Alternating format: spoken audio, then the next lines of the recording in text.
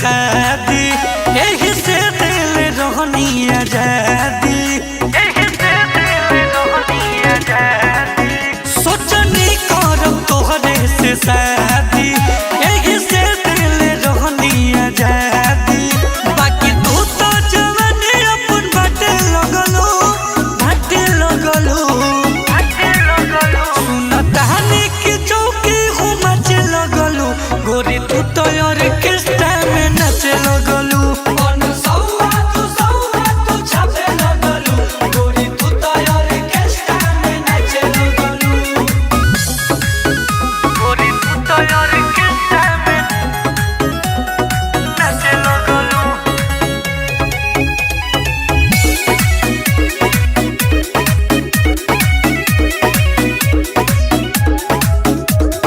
जिंदगी में हमारा तू घाटा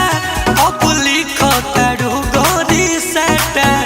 अब बतियाई हमारा बुझाइल काहे तोड़लू तू हमारा से नाता कोके जिंदगी में हमारा तू घाटा अब लिखतारू गोरी साटा अब बतियाई हमारा बुझाइल काहे तोड़लू तू हमारा से नाता कौन सौआ तू छापे लगलो सुन तानी की चौकी हूँ मचे लगलू गोरी तू तो ऑर्केस्ट्रा में नचे लगलू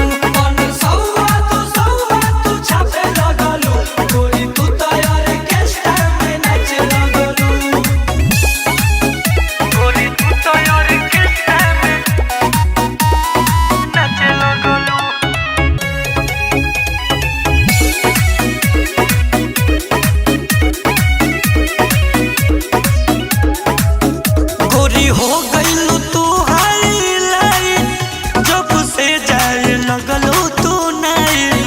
करतारू काला काम कवनो कपे चेहरा पर रहता लाइट गोरी हो गईलू तू हाईलाइट जब से जाए लगलू तू नहीं करतारू काला काम कवनो चेहरा पर रहत लाइट अब तक दीवाना से छाटे लगलो सुन तानी की चौकी हूँ मचे लगलो गोरी तू तो ऑर्केस्ट्रा